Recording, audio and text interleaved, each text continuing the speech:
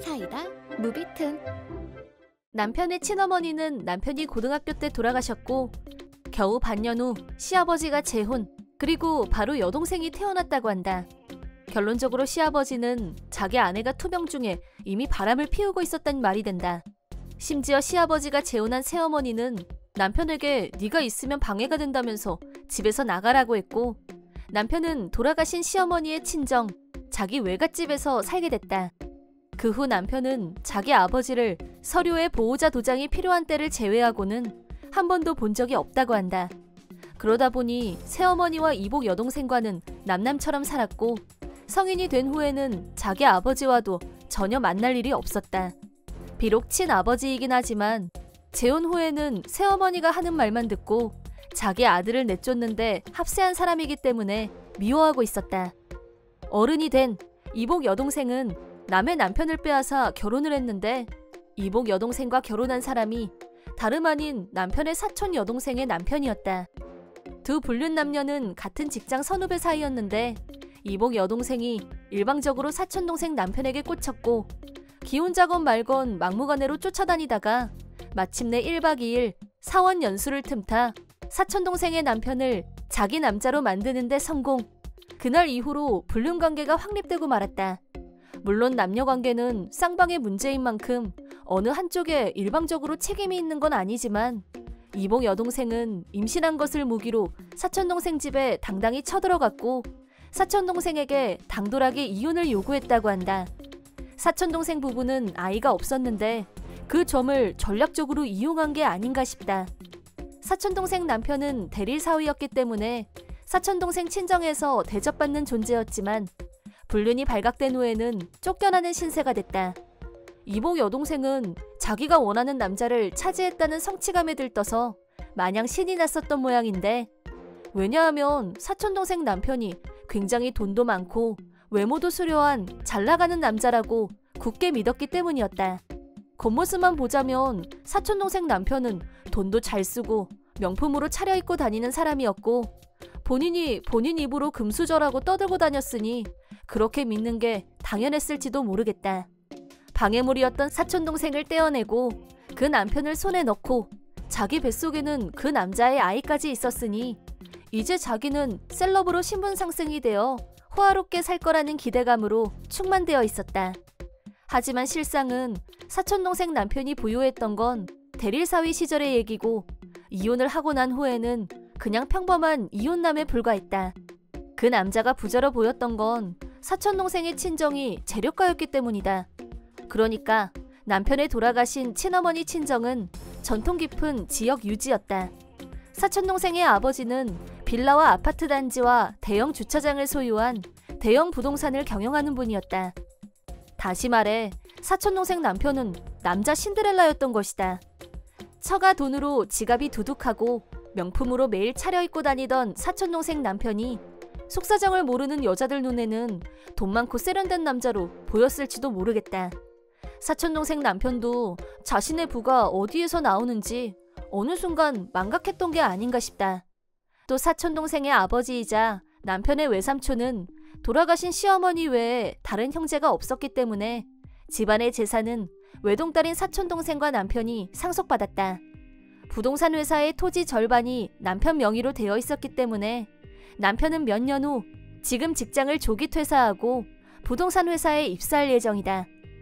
이런 속사정을 나중에야 알았지만 이미 늦은 일이었다. 재산은커녕 대릴사위 자리에서 쫓겨나고 불륜으로 이혼을 했으니 이복 여동생과 사촌동생 전남편은 위자료를 물어낼 처지가 됐다.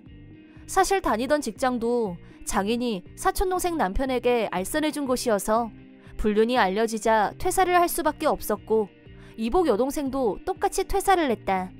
셀럽을 꿈꾸던 이복 여동생은 취할생 남편과 살게 된 셈이다.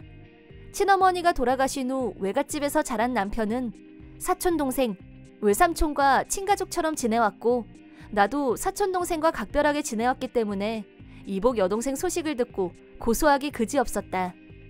자기가 꿈에 그리던 미래와 현실의 차이가 너무나 극명하게 다르다는 걸 알고 절망하던 이복 여동생은 자기 아버지로부터 사실 그 집안은 네 이복 오빠의 외갓집으로 대주주의 재력가 집안이라는 정보를 얻었다. 그 말을 들은 이복 여동생은 그때부터 남편한테 빌붙으면 평생 돈 걱정은 안 하고 살 것 같다는 생각을 한 건지 어느 날 미리 연락도 없이 불쑥 만삭의 몸으로 우리 집을 찾아왔다. 그날은 우리 아들아이의 대학 입학을 축하하기 위해서 외삼촌 가족과 함께 식사를 하고 있었다. 그때까지 나는 이복 여동생의 얼굴도 몰랐다. 누구시죠? 라고 묻자 인터폰에 대고 갑자기 울음을 터뜨렸다. 전 왕진자라고 해요. 처음 뵙겠습니다. 하나뿐인 오빠를 만나러 왔어요. 연기하는 게 너무 티가 나서 이건 뭐지? 하고 잠시 멍하니 있다가 다른 식구들에게 방금 전 상황을 설명하자 사촌동생이 자리에서 벌떡 일어나더니 성큼성큼 현관 쪽으로 걸어갔다. 현관문을 열자 문 밖에는 눈물로 얼굴이 범벅이 된 이복 여동생이 한껏 연기에 물이 올라 있었지만 사촌동생의 얼굴을 보자 갑자기 얼어붙고 말았다. 도둑고양이 왕진자씨, 남의 남편 뺏어가더니 이번엔 뭐 훔치러 왔을까?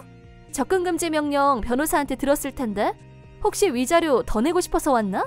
라면서 마음껏 비웃어줬다. 이복 여동생은 남편과 나를 번갈아 보더니 사촌동생을 향해서 당신한테는 볼 일 없고요. 나는 우리 오빠를 보러 온 거예요. 그리고 다음은 우리한테 와서 애원하듯이 촉촉이 젖은 눈으로 지그시 바라보면서 제가 좀 있으면 출산을 하는데요. 지금 사정이 너무 힘들어서 제가 하나뿐인 여동생인 거 아시죠? 오빠면 여동생 챙겨줘야죠. 안 그래요? 라고 말했다. 미안한데 번지수 잘못 찾았어요. 여기 있는 사촌동생은 나한테도 동생이나 다름없거든요. 세상 어떤 언니가 자기 동생 남편 뺏은 여자를 도와주겠어요? 안 그래요? 그리고 당신 엄마는 우리 남편을 집에서 내쫓았는데 그때 이미 가족관계는 끝장난 거 아닌가요? 잠시만요. 사과할게요. 비록 이복 형제이지만 그래도 여동생인 건 사실이잖아요. 그럼 좀 도와줄 수도 있잖아요. 그만 돌아가세요. 라고 말하고 그냥 문을 닫아버렸다.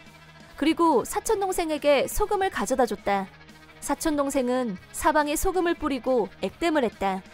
그리고 며칠 후 사촌동생은 변호사를 통해 이복 여동생 집으로 경고장을 보냈다고 한다. 사촌동생의 전 남편은 구직 중이라곤 하지만 아마 이 지역에서는 절대 직장을 구할 수 없을 거라고 생각한다. 작은 도시라 남편의 외삼촌이 뒤에서 손을 쓰면 결과는 뻔했다. 이복 여동생은 사촌동생의 남편을 빼앗아 이혼을 하면서 사촌동생 남편이 재산 분할권을 박탈당하자 외삼촌 댁으로 대량의 팩스를 보내서 괴롭히는가 하면 우체통에 음식물 쓰레기를 투척하기도 했다. 심지어 외삼촌 부동산 회사에 가짜 뉴스를 퍼뜨리고 비방하는 전단지를 돌려서 고소를 당한 일까지 있었다. 다급해진 이복 여동생 아버지가 중간에 나서서 합의를 보고 접근금지 명령을 받은 상태였다. 애초에 사촌동생한테서 남편을 빼앗은 지점에서 더 이상 대릴 사위가 아닌 이상 재산 분할을 받을 수 없다는 건 상식 중의 상식인데 그걸로 분풀이를 하다니 도저히 납득이 안 되는 여자다.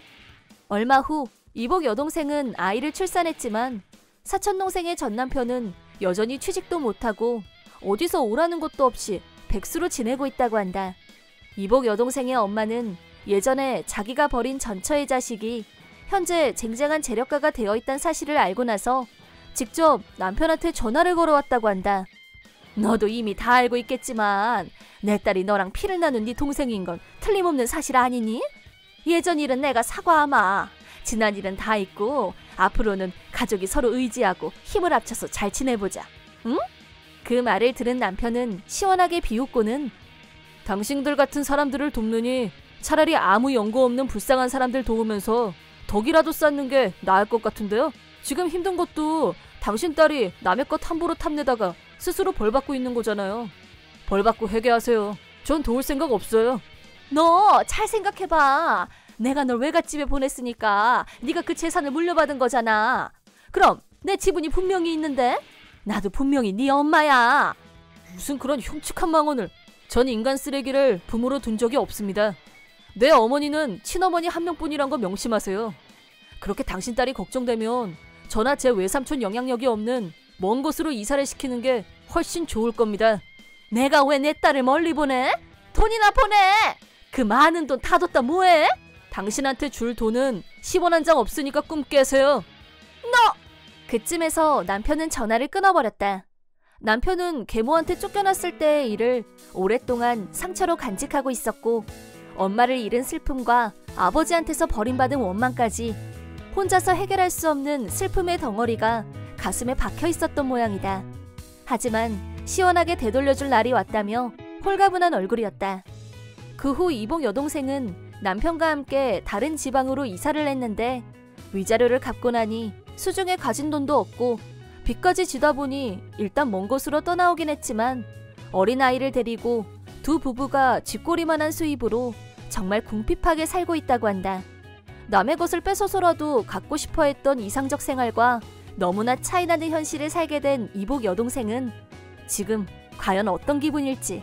어쨌든 두 사람이 자신들이 지은 죗값을 치르고 있는 것 같아서 다행이란 생각이 든다. 이번 영상은 어떠셨나요? 재밌게 보셨다면 구독, 좋아요에 댓글까지 달아주시면 감사하겠습니다. 그럼 다음 영상에서 만나요.